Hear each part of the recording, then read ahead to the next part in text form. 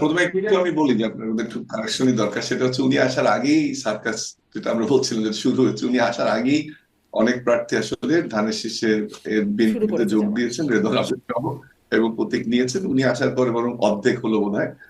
সে আমরা বিস্তারিত সেটা আলোচনা করেছি, কিন্তু উনি আসার আগে এটা শুরু হয়েছে। হুম। আমার মনে হয় যে যে আপনি ঠিক ধরেছেন যে একত্রিশ দফাটা হচ্ছে, যতটুকু আমি বুঝি, যে ওনার ফিলসফিক্যাল পজিশন বা একটা একটা স্টেটমেন্ট, বা তার ট্রান্সলেশনটা কি হবে, তাকে কিভাবে ইমপ্লিমেন্ট করবেন, তার কিন্তু বেশ কিছু উদাহরণ উনি বিভিন্ন বক্তৃতায় দিয়েছেন।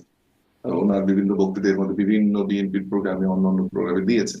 যেমন কয়েকটার কথা আমি বলতে পারি, যে যেমন ফ্যামিলি কার্ডের কথা বলছে, ফার্মার্স কার্ডের কথা বলছে, 1 কোটি জবের কথা বলা হচ্ছে, বিমার কথা, স্বাস্থ্য বিমার কথা বলা হচ্ছে, থার্ড ফোর্থ ল্যাঙ্গুয়েজের কথা বলা হচ্ছে, স্কিল ডেভেলপমেন্টের কথা বলা হচ্ছে, শিল্প জোন করার কথা বলা হচ্ছে, কৃষিকে গার্মেন্টস এবং বিদেশি কর্মী কাঠানোর বাইরে রেমিটেন্স আর্নিং এর জন্য কৃষি প্রোডাক্টকে চ্যানেল করা, স্টোরেজ করা, এগুলো এবং অনেকগুলোর কথা কিন্তু উনি বলেছেন। উইমেন রাইট নিয়ে কথা বলছে, শিক্ষাবৃত্তির কথা আবার বলছে।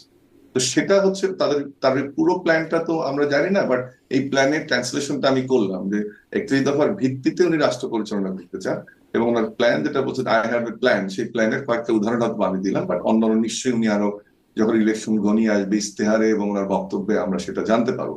কিন্তু একটা জিনিস ঠিক, আমি জানি না কাউন্ট আমার সঙ্গে একমত হবেন কিনা, যে বক্তব্যটা পরিশীলিত ছিল, খুবই পরিশীলিত একটা বক্তব্য। একদিকে যেমন ওনার নির্যাতন মামলা এগুলো নিয়ে কথা ছিল না, অন্যদিকে ইউনিটির কথা বারবার বলেছেন উনি, ন্যায়পরায়ণতার কথা বলেছেন, যেটা আমি মনে করি সবচেয়ে গুরুত্বপূর্ণ বিষয় এই মুহূর্তে। সেটা জাতিগোষ্ঠীর ন্যায়পরায়ণতা দরকার, সহনশীলতার ন্যায়পরায়ণতা দরকার, মহিলাদের উপর আক্রমণের উপর ন্যায়পরায়ণতা দরকার, মবের ন্যায়পরায়ণতা দরকার, এবং নিরাপত্তার কথাটা বলছিল উনি। এবং আমরা আসলে তো এক ধরনের নিরাপত্তাহীনতায় ভুগছি। তো সেগুলো কিন্তু ওনাদের প্ল্যানের কথা বলছেন, সেই প্ল্যান নিশ্চয়ই অন্তর্ভুক্ত হবে। কিন্তু চ্যালেঞ্জটা যেখানে হচ্ছে যে এই যে এত কিছু করবেন উনি, সেই করার ক্ষেত্রে আমি দেখি যে ন্যাশনাল ইউনিটির ক্ষেত্রে সেটা সম্ভবত একটাই চ্যালেঞ্জ হবে, যে এই দক্ষিণপন্থী রাজনীতির উত্থান বা ধর্মনীতির রাজনীতির উত্থান, যেটা আমাদের যে ধর্মীয় বিশ্বাস, আমরাও তো নামাজ পড়ি, আমাদের ধর্মীয় বিশ্বাস বা আমরা যেভাবে ধর্মকে দেখি মডারেট ওয়েতে, তার বাইরে গিয়ে একটা শক্তির উত্থান আমরা দেখছি। সেটাকে কিভাবে উনি কাউন্টার করবেন, আমার কাছে কেন জানি মনে হয় সেটাই সবচেয়ে বড় বিভেদের জায়গাটা, এবং সেটাকে ডিফাইন করা এবং সেটাকে হ্যান্ডেল করা। আর একটা জায়গা হচ্ছে যে তারেক রহমানের অ্যাবসেন্সে বিএনপিতে আমরা কিছু বিএনপি নেতা কর্মীদের আচরণগত সমস্যা দেখেছি, এবং অনেকে বহিষ্কারও হয়েছে। এবং কিন্তু এখন যেটা চ্যালেঞ্জটা, যে এখন যেহেতু উনি প্রেজেন্ট, ওনার জন্য এটা এই ধরনের ঘটনা ঘটলে ওনার জন্য একদিকে বিব্রতকর, আর একদিকে হুম। বিএনপি নেতা কর্মীদেরও কেয়ারফুল থাকতে হবে। যখন বলছেন আই হ্যাভ এ প্ল্যান, সেই প্ল্যান বাস্তবায়নের জন্য উনি তরুণদের আবেদন জানিয়েছেন, নেতা কর্মীদের জানিয়েছেন, সবাইকে আবেদন জানিয়েছেন। এবং আরো একটা শব্দ গুরুত্বপূর্ণ বিএনপি নেতা কর্মীদের জন্য, সেটা হচ্ছে ন্যায়পরায়ণতার কথা উনি হাদিসের রেফারেন্স দিয়ে বলেছেন। হুম। ইনশাল্লাহ বলেছেন, আল্লাহর কথা বলেছেন, রাসূলের কথা বলেছেন, দোয়া চেয়েছেন। এই জায়গাটাতে আমি মনে করি যে বিএনপির যারা নেতা কর্মী, তাদের দায়িত্বটা কিন্তু ওই বক্তব্যের পরে বেড়ে গেছে।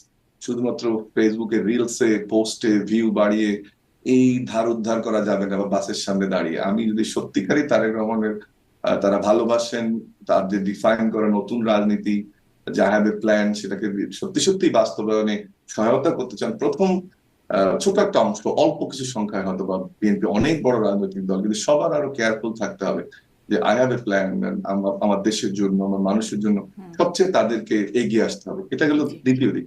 তৃতীয় আর একটা ফ্যাক্টর আমি মনে করি, যে এই যে আই হ্যাভ এ প্ল্যানের যে কথাটা আপনি বললেন, যে রাষ্ট্রীয় দুর্নীতি এবং অনাচারের একটা বিষয় আছে, এবং অনেক ফ্যাসিস্টের কথা আমরা বলছি, সেটা পার্টিকুলারলি আমলাতন্ত্রে বা অন্যান্য প্রশাসনের অন্যান্য জায়গায় পুলিশে আছে।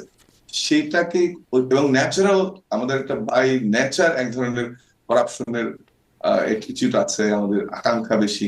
আমি যে জবে চাকরি করছি সেই বেতনের বাইরে চলার চেষ্টাটা না করে, বরং উপরি ইনকাম কি হবে। এবং এটা কথাটা একটু আগে কামাল বলছেন, আমরা ধার করিনি, আমাদের লজ্জাও নেই সেক্ষেত্রে। হুম। হুম। বিদেশে ছেলে মেয়ে পড়াচ্ছি, গাড়িতে উঠছি, সেটা আমি রাজনীতিবিদ হই, আমলা হই, কেউ আমরা এটার বাইরে নই।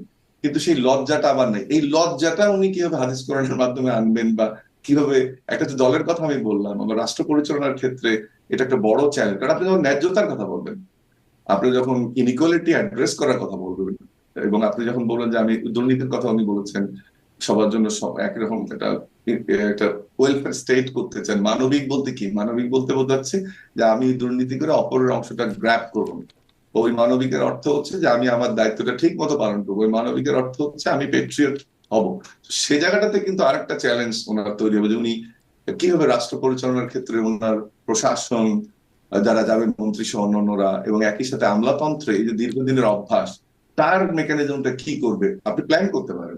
You have can have philosophy, can have actions, কিন্তু ইমপ্লিমেন্ট করতে গিয়ে কিন্তু একটা বড় জায়গাটা আমাদের লজ্জাটা আমাদের নাই। তো নিশ্চয়ই, সেখানে ন্যায়পরায়ণতা কিভাবে আনবেন, both in the party as well as in running the government, that will be a critical question.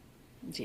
জনাব মাসুদ কামাল, আপনার কাছেও আসলে তারেক রহমানের ফেরার, তারেক রহমানের এই আই হ্যাভ আ প্ল্যান, এই কথার বার্তা কেমন, প্রভাব কেমন, সেটি নিয়ে জানতে চাইবো। এবং এই যে দুর্নীতির বিষয়ে আলোচনা আসছে, মানে তারও একটা ইমেজ ছিল যখন তিনি দেশে ছিলেন, 18 বছরের মতো, প্রায় 18 বছরের কাছাকাছি সময় দেশের বাইরে থেকে ফিরে সেই পুরনো ইমেজটা, যেখানে অনেক প্রশ্ন ছিল, অনেক রকম নেতিবাচক বিশেষণ ছিল তার নামের সাথে, সেগুলো তিনি এখন পুরোপুরি কাটিয়ে উঠেছেন বলে মনে হয়।